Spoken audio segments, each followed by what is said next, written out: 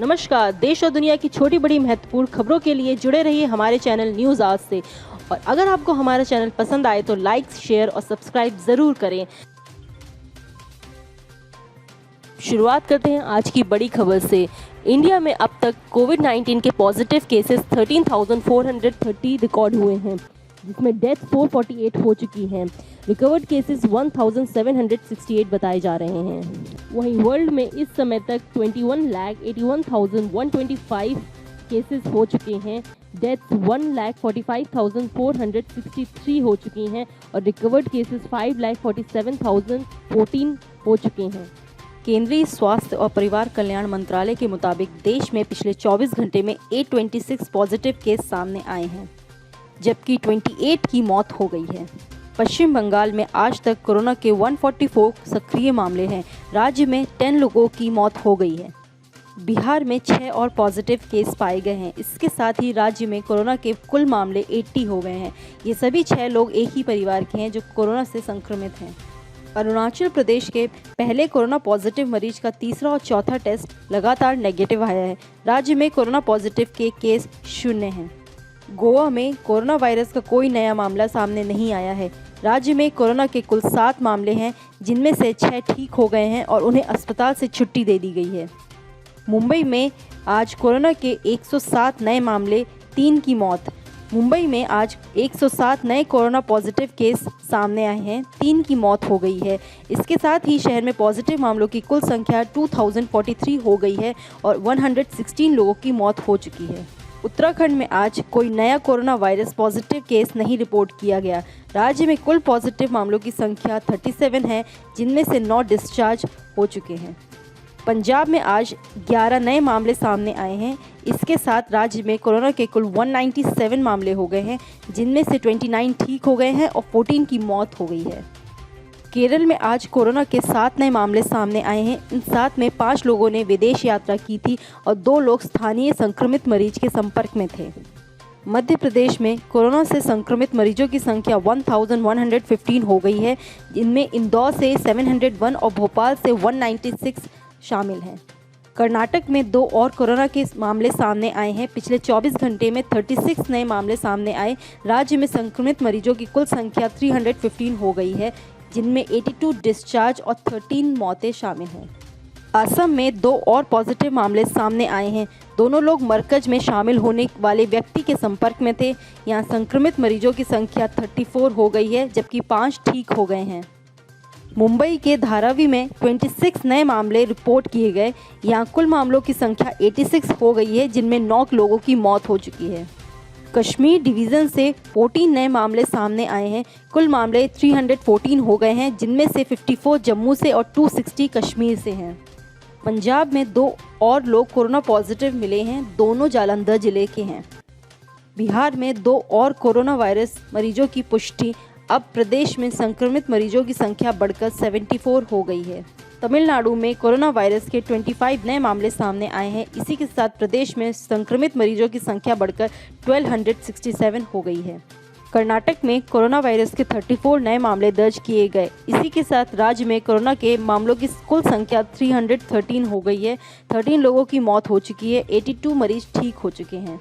महाराष्ट्र में कोविड-19 के 165 से अधिक नए मामले सामने आए हैं। राज्य स्वास्थ्य विभाग ने कहा है कि राज्य में कोरोना वायरस के मरीजों की संख्या बढ़कर 3081 हो गई है। आंध्र प्रदेश में पिछले 24 घंटे में कोरोना के 9 नए मामले सामने आए हैं। अब राज्य में कुल पॉजिटिव मामलों की संख्या बढ़कर 534 हो गई है, जबकि 14 लोगों की मौत हो चुकी है। 20 मरीज ठीक हो चुके हैं और उन्हें अस्पताल से छुट्टी दे दी गई है। लखनऊ में कल परीक्षण किए गए 929 नमूनों में से 21 लोगों का कोरोना वायरस टेस्ट पॉजिटिव आया है। राजस्थान में कोरोना वायरस के 25 नए मामले सामने आए हैं।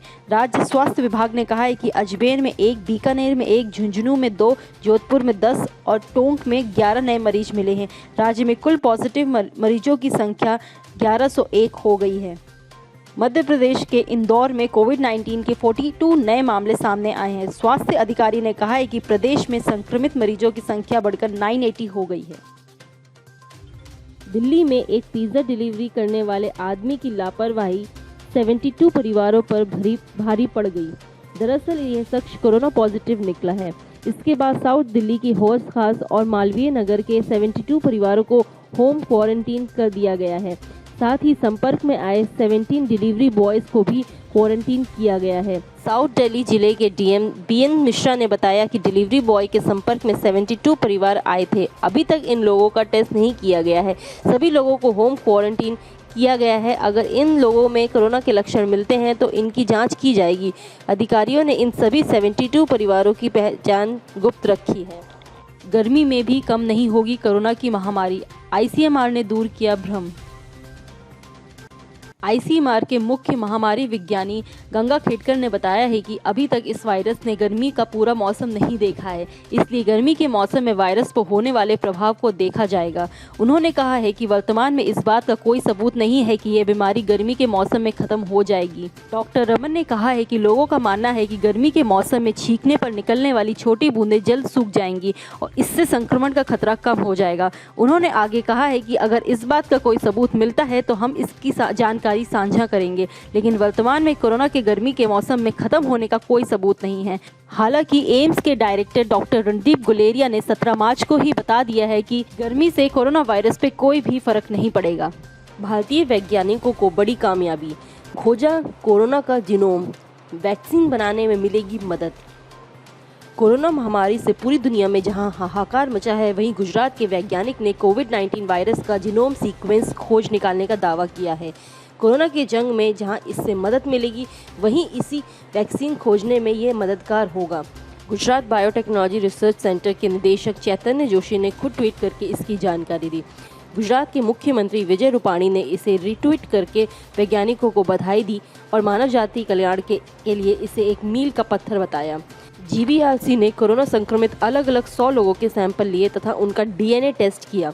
जोशी बताते हैं कि कोरोना वायरस में एक माह में 2 बार परिवर्तन देखे गए। वह तेजी से बदलता है, लेकिन यह बेहद मामूली होता है।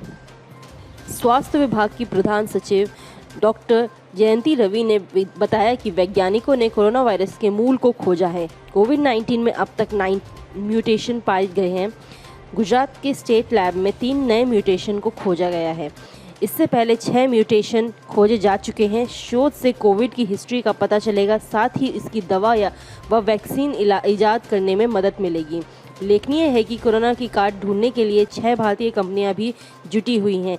यह कंपनियां कोविड-19 से लड़ने का टीका बनाने का काम कर रही हैं। इन कंपनियों में जाइडस कैडिला, सीरम इंस्टीट्यूट, बायोलॉजिकल ई, भारत बायोटेक, इंडियन इम्यूनोलॉजिकल्स एवं मायन वैक्स एक वैक्सीन विकसित करने पर काम कर रही है। हुंडई कर रही है कोविड-19 की जांच में बड़ी मदद, आईसीएमआर को सौंपी diagnostic testing kits. Hyundai Motor India Limited ने आज Indian Council of Medical Research को कोविड-19 की जांच के लिए एडवांस्ड किट्स सौंपी हैं। वैश्विक स्तर पर प्रमाणित और 4 करोड़ मूल्य की इन किट्स को दक्षिण कोरिया से आयात किया गया है। इनसे एकदम सटीक जांच संभव होती है और 25,000 से ज़्यादा लोगों की जांच की जा सकती है। इन डायग्नोस्टिक किट्स को अमेरिका, यूरोप और अन्य देशों में भी भेजा गया है। गृह मंत्रालय ने बताया सरकार कैसे कोरोना को रोकने के लिए लागू करेगी अपनी रणनीति। गृह मंत्रालय ने ग्राफिक चित्रों के माध्यम से बताया कि केंद्र में राज्यों और जिला प्रशासनों द्वारा हॉटस्पॉट में क्लस्टर रोकथाम, व्यापक परीक्षण, सुरक्षा कर्मियों के लिए सुरक्षात्मक गियर सुनिश्चित करने के लिए विस्तृत उपाय किए हैं। गृह मंत्रालय के प्रवक्ता ने कहा है कि कोविड-19 के रोकथाम की शुरुआत हॉटस्पॉट के पहचान और उनके रेड, ऑरेंज और ग्रीन जोन में वर्गीकरण के साथ होती है।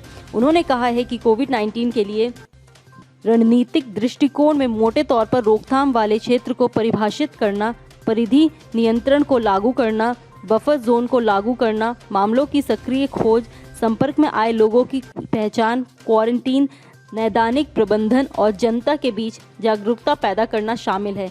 कोरोना के रोकथाम वाले क्षेत्रों और बफर जोन में आंगनबाड़ी कार्यकर्ता, एएनएम, एनएसएस, एनवाईके आदि द्वारा घर घर जाकर सक्रिय निगरानी करना और परीक्षण आदि में वृद्धि करना भी शामिल है। केंद्र सरकार द्वारा देश में 170 जिलों को हॉटस्पॉट के तौर पर चिन्हित किया है। सूची में 123 जिलों को बड़े प्रकोप वाले क्षेत्र के रूप में चिन्हित किया गया है। मुंबई, कोलकाता, बेंगलुरु, हैदराबाद, चेन्नई, जयपुर और आगरा भी सूची में हॉटस्पॉट चिन्हित क्षेत्रों में से हैं। भारतीय अर्थव्यवस्था में 40 साल में पहली बार आ सकती है मंदी। लॉकडाउन बनेगा कारण। प्रधानमंत्री नरेंद्र मोदी द्वारा देश में कोरोना वायरस के प्रसार को रोकने के लिए दुनिया के सबसे बड़े लॉकडाउन को आगे बढ़ाने से अर्थव्यवस्था पर बहुत विपरीत प्रभाव पड़ सकता है। इस कारण देश की अर्थव्यवस्था में 40 सालों में पहली बार सालाना नकारात्मक ग्रोथ देखने को मिल सकती है। नोमुरा होल्डिंग्स की सोनल वर्मा के अनुसार लॉकडाउन की अवधि 21 दिन से 40 दिन तक बढ़ाने के कारण इस समय में 8% से अधिक प्रत्यक्ष उत्पादन नुकसान होगा। वर्मा का अनुमान है कि मौजूदा वित्त वर्ष में जीडीपी में 0.4% की गिरावट रहेगी। पिछली बार हमारी अर्थव्यवस्था में साल 1980 में नकारात्मक ग्रोथ हुई थी। उस समय जीडीपी में 5.2% का संकुचन हुआ था। नोमुरा में एशिया इकोनॉमिक्स एक्स जापान की प्रमुख वर्मा ने कहा है कि लॉकडाउन के खत्म होने के बाद भी लोगों में डर का एक माहौल बना रहेगा। उन्होंने कहा इसके अलावा असंगठित मजदूरों की आजीविका पर भी प्रभाव पड़ेगा और कॉर्पोरेट व बैंकिंग क्षेत्र में तनाव में तेज वृद्धि होगी। इससे आगे भी ग्रोथ के बाधित रहने की संभावना है। Research centre for monitoring Indian economy की रिपोर्ट के अनुसार 24 मार्च को देशव्यापी लॉकडाउन की घोषणा के बाद उपभोक्ता धारणा सूचकांक साल 2015 के बाद के निचले स्तर पर आ गया है। 100 आधार वाली ये इंडेक्स 29 मार्च को गिरकर 52 पर आ गई थी। इस तरह इसमें सिर्फ एक सप्ताह में 47% की गिरावट आई। यह उपभोक्ता के सेंटिमेंट्स पर पड़े विपरीत प्रभाव को दर्शा रहा है। यह इंडेक्स मार्च के पहले सप्ताह में 102.5 पर थी। इन 55 देशों ने मांगा भारत से हाइड्रोक्सीक्लोरोक्विन। दुनिया में सबसे अग्रणी देश बना भारत। कोरोना वायरस को मात देने में सक्षम समझी जाने वाली दवा हाइड्रोक्सीक्लोरोक्विन की आपूर्ति को लेकर भारत अभी दुनिया का सबसे अग्रणी देश बन गया है। अभी कम से कम 55 देशों ने भारत से इस दवा को खरीदने का आग्रह किया है। अमेरिका, ब्रिटेन जैसे शक्तिशाली देश भारत से इस दवा को खरीद रहे हैं, लेकिन Guyana, Dominic Republic, Burkina Faso जैसे गरीब देश भी हैं जिन्हें भारत अनुदान के तौर पर इन दवाओं की आपूर्ति करने जा रहा है। अमेरिका, मॉरिशस और सेचेल्स जैसे कुछ देशों को तो कुछ दिनों पहले ही ये टैबलेट भेजा जा चुका है। बाकी देशों को इस सप्ताह के अंत तक हाइड्रोक्सीक्लोरोक्विन की खेप मिल जाएगी। कोरोना से लड़ाई में अब तक अव्वल भारत इस मामले में दुनिया के दूसरे देशों से है आगे। कोरोना के खिलाफ लड़ाई में दुनिया के दूसरे देशों में से भारत हर मोर्चे पर आगे रहा है। प्रति 10 लाख की जनसंख्या पर कोरोना के मरीजों की संख्या के हिसाब से देखें तो भारत पश्चिमी देशों से पीछे है। अगर कोरोना मरीजों की संख्या दोगुनी होने का हिसाब लगाया जाए तो भारत में पश्चिमी देशों की तुलना में ज़्यादा वक्त लग रहा है। भारत में कोरोना के टेस्ट कम होने का आरोप भले ही लगाया जाता हो, लेकिन आंकड़े बताते हैं कि भारत में 24 टेस्ट करने पर 1 मरीज मिल रहा है, जबकि अमेरिका पे 5 टेस्ट में 1 मरीज मिल रहा है। एसएससी ने combined higher secondary exam, junior engineers, stenographer सहित अन्य परीक्षाओं को स्थगित कर दिया है। आयोग ने कहा है कि ये सभी परीक्षाएं फिलहाल अगले आदेशों तक स्थगित कर दी गई हैं। बता दें कि ये फैसला आयोग ने देश भर में फैली महामारी कोरोना वायरस की वजह से लिया गया। एसएससी द्वारा जारी किए नोटिफिकेशन में ये कहा गया है कि लॉकडाउन और सोशल डिस्टेंसिंग के नियमों को ध्यान में रखते हुए आयोग ने ये फैसला किया गया है। इसके तहत combined higher secondary exam, junior engineer, stenographer grade C और डी एग्जामिनेशन और combined higher secondary level examination के लिए स्किल टेस्ट को स्थगित कर दिया गया है।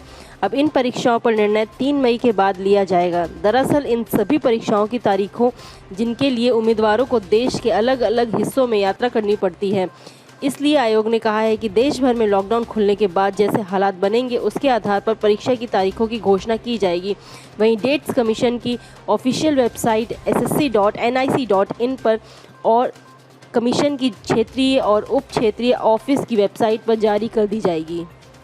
वर्ल्ड की अदर कंट्रीज़ में कोरोना पॉजिटिव केसेस यूएसए में 6,77,564 रिकॉर्ड हुए हैं और डेथ 34,614 हुई हैं। स्पेन में 1,84,948 केसेस हुए हैं और डेथ्स 19,315 हो चुकी हैं। इटली में 1,68,941 केसेस रिकॉर्ड हुए हैं और डेथ्स 22,170 हुई हैं। फ्रांस में 1,65,027 केसेस हो चुके हैं और डेथ्स 17,920 हुई हैं। जर्मनी में 1,37,698 केसेस रिकॉर्ड हुए हैं और डेथ्स 4,052 रिकॉर्ड हुई हैं। यूके में 1,03,093 केसेस हुए हैं और डेथ्स 13,729 हुई हैं। चाइना में 82,341 केसेस हुए हैं और डेथ्स 3,342 हुई हैं। ईरान में 77,995 केसेस रिकॉर्ड हुए हैं और डेथ्स 4,869 हो चुकी हैं। ब्राज़ील में 30,683 केसेस हो चुके हैं और डेथ्स 1,947 रिकॉर्ड हुई हैं। रशिया में 27,938 केसेस रिकॉर्ड हुए हैं और डेथ्स 232 हो चुकी हैं।